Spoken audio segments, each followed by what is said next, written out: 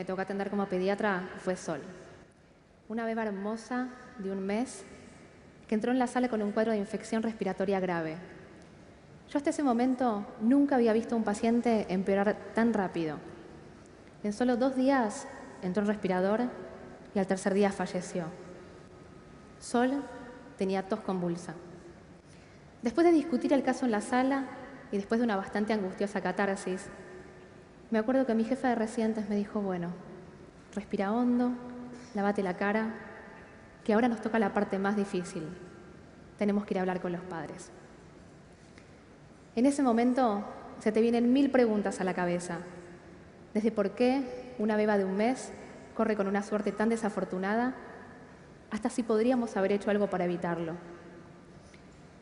Antes de que existan las vacunas, muchas de las enfermedades infecciosas mataban millones de personas por año. Durante la pandemia de gripe del año 1918, murieron 50 millones de personas. Eso es más que lo que tiene Argentina hoy. Tal vez los que son un poco más grandes se deben acordar de la epidemia de polio que hubo en Argentina en el año 1956. En ese momento no había una vacuna disponible contra la polio. La gente no sabía qué hacer. Estaban como locos, salían a la calle a pintar los árboles con cal, ponían bolsitas de alcanfor en la ropa interior de los chicos como si eso pudiera llegar a ser algo. Durante la epidemia de polio murieron miles de personas y miles de personas quedaron con secuelas neurológicas importantísimas. Yo esto lo sé porque lo leí, porque gracias a las vacunas mi generación tuvo la suerte de no vivir una epidemia tan terrible como esa. Las vacunas son uno de los grandes éxitos de la salud pública del siglo XX. Después del agua potable, son la intervención que más ha logrado disminuir la mortalidad, incluso más que los antibióticos. Las vacunas lograron erradicar del planeta una enfermedad terrible como la viruela y lograron disminuir muchísimo la mortalidad por otras enfermedades como el sarampión, la tos convulsa, la polio y muchas más. Todas esas enfermedades están dentro del grupo de enfermedades que se llaman enfermedades prevenibles por vacunas. ¿Qué quiere decir esto? Que son potencialmente prevenibles, pero para hacerlo, algo hay que hacer, hay que vacunarse. Me imagino que la gran mayoría, si no todos, de los que estamos acá, hemos recibido alguna vez en nuestra vida una vacuna. Ahora, no estaría tan segura que muchos de nosotros sepamos cuáles son las vacunas o los refuerzos que tenemos que recibir después de la adolescencia. ¿Alguna vez se preguntaron a quién estamos protegiendo cuando nos vacunamos? ¿Qué quiere decir? ¿Hay algún efecto que va más allá que el que protegernos a nosotros mismos? Déjenme mostrarles algo. Imagínense por un momento que estamos en una ciudad que es completamente virgen de una determinada enfermedad, como por ejemplo el sarampión. ¿Qué quiere decir? En esta ciudad nunca nadie ha tenido contacto con la enfermedad, o sea que no tiene defensas naturales, ni ha sido vacunado contra el sarampión. Si un día aparece en esta ciudad una persona enferma con sarampión, la enfermedad no va a encontrar demasiada resistencia y se va a empezar a transmitir de persona a persona y en muy poco tiempo se va a diseminar por toda la comunidad. En un determinado tiempo va a haber una gran cantidad de la población enferma. Esto pasaba cuando no existían las vacunas. Ahora, imagínense el caso completamente contrario. Estamos en una ciudad donde más del 90% de la población tiene defensas contra el sarampión. Quiere decir que ha tenido la enfermedad y ha generado defensas naturales, sobrevivió, o ha recibido la vacuna contra el sarampión.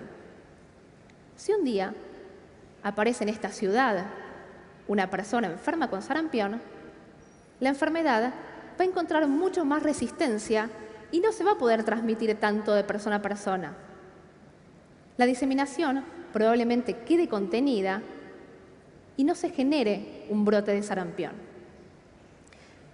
Ahora me gustaría que presten atención a algo. Las personas que están vacunadas no solo se están protegiendo a sí mismas, sino que al bloquear la diseminación de la enfermedad dentro de la comunidad, están indirectamente protegiendo a personas de esta comunidad que no están vacunadas. Crean como una especie de escudo protector que al hacer que no entren en contacto con la enfermedad, estas personas queden protegidas. Este efecto indirecto de protección de las personas no vacunadas en una comunidad por el solo hecho de estar rodeadas de personas vacunadas se llama inmunidad colectiva. Muchas personas en la comunidad dependen casi exclusivamente de esta inmunidad colectiva para protegerse de las enfermedades. Estas personas no son hipotéticos en una animación. Esas personas son nuestros sobrinos, nuestros hijos, que tal vez son muy chiquititos como para haber recibido sus primeras vacunas. Son nuestros padres, nuestros hermanos, nuestros conocidos, que tal vez tienen alguna enfermedad o están recibiendo alguna medicación que les disminuye las defensas. También son aquellas personas que son alérgicas a alguna determinada vacuna. Incluso podemos ser cada uno de nosotros, si sí nos vacunamos, pero en nosotros la vacuna no generó el efecto esperado, porque no todas las vacunas son siempre 100% efectivas. Todas estas personas dependen casi exclusivamente de la inmunidad colectiva para protegerse de las enfermedades. Ahora, para alcanzar este efecto de la inmunidad colectiva, se necesita que un gran porcentaje de la población esté vacunado. Este porcentaje se llama umbral.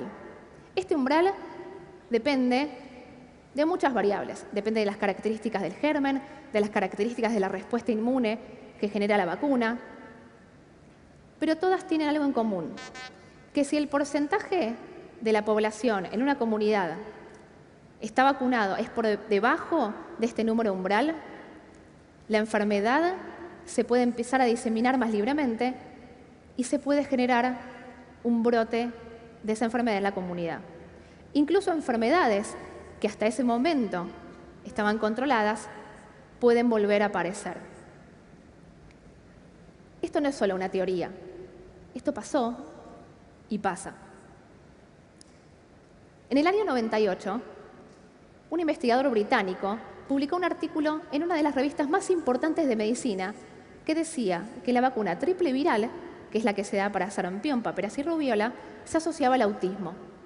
Esto generó un impacto inmediato. La gente empezó a dejar de vacunarse, empezó a dejar de vacunar a sus hijos. ¿Y qué pasó? El número de gente vacunada en muchas comunidades del mundo bajó por debajo de este umbral. Y hubo brotes de sarampión en muchas ciudades en el mundo, en Estados Unidos, en Europa. Mucha gente se enfermó y gente se murió de sarampión. Ahora, ¿qué pasó? Este artículo también generó un revuelo enorme dentro de la comunidad médica. Decenas de investigadores se pusieron a evaluar si esto realmente era cierto. No solo que ninguno pudo encontrar una asociación causal entre la vacuna triple viral y el autismo a nivel poblacional, sino que se encontró que el artículo tenía cosas incorrectas. Y no solo eso, sino que era fraudulento. Era fraudulento. De hecho, la revista se retractó públicamente de este artículo en el año 2010. Una de las principales preocupaciones y excusas a la hora de no vacunarnos son los efectos adversos. Las vacunas, así como los medicamentos, pueden tener posibles efectos adversos. La mayoría son leves y temporales, pero los beneficios son siempre mayores que las posibles complicaciones. Cuando nosotros estamos enfermos, queremos curarnos rápido, ¿no es cierto? Muchos de los que estamos acá, por ejemplo, si tenemos una infección, tomamos antibióticos, tenemos presión alta, tomamos antihipertensivos, tomamos drogas cardiológicas. ¿Por qué? Porque estamos enfermos y queremos curarnos rápido. Y no nos lo cuestionamos demasiado. Ahora, ¿por qué nos cuesta tanto pensar en prevenir las enfermedades? En cuidarnos cuando estamos sanos. Nosotros nos cuidamos mucho ante la enfermedad o nos cuidamos ante situaciones de peligro inminente. Me imagino que casi la mayoría de los que están acá se deben acordar de la pandemia de gripe A que hubo acá en Argentina y en todo el mundo en el año 2009. Cuando los primeros casos empezaron a salir a la luz, nosotros acá en Argentina estábamos entrando en la época invernal. No se sabía absolutamente nada. Todo era un caos, la gente salía con barbijos a la calle, nos abalanzábamos en las farmacias para comprar alcohol en gel, la gente hacía colas en la farmacia para recibir una vacuna que ni siquiera sabían si era la vacuna que los protegía contra este nuevo virus. No se sabía absolutamente nada. Yo en ese momento, además de estar haciendo mi beca de investigación en la Fundación Infant, trabajaba como pediatra a domicilio para una empresa de medicina prepaga.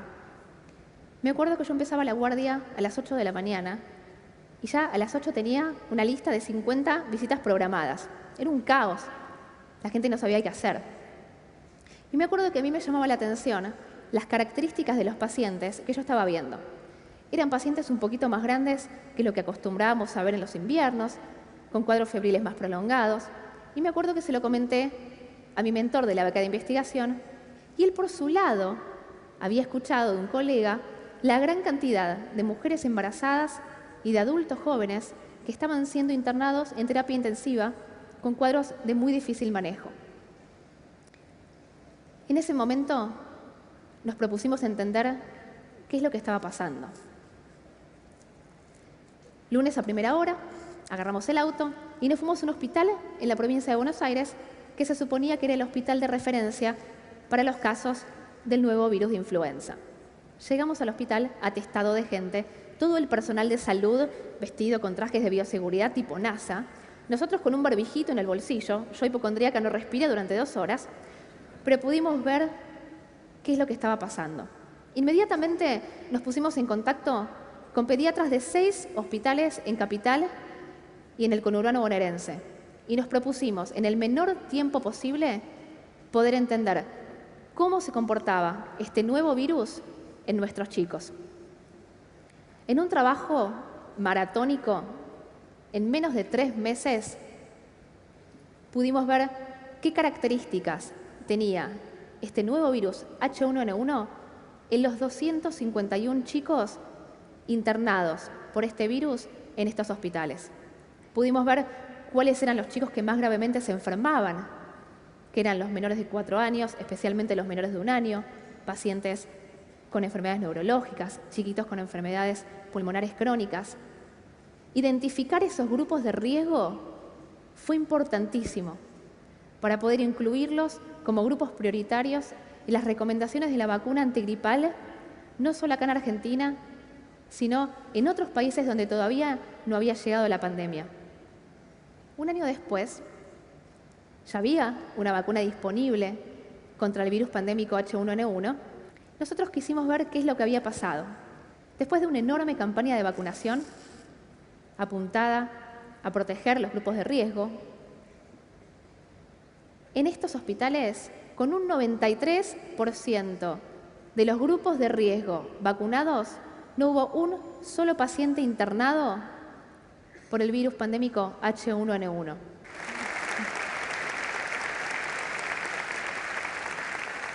Año 2009, 251. Año 2010, 0. Vacunarse es un acto de responsabilidad individual, pero que tiene un enorme impacto colectivo. Si yo me vacuno, no solo me estoy protegiendo a mí misma, sino que también estoy protegiendo al otro. Sol tenía tos convulsa. Sol era muy chiquitita y todavía no había recibido su primera vacuna contra la tos convulsa. Yo todavía me pregunto, ¿qué hubiera pasado si todas las personas alrededor de Sol hubieran estado vacunadas?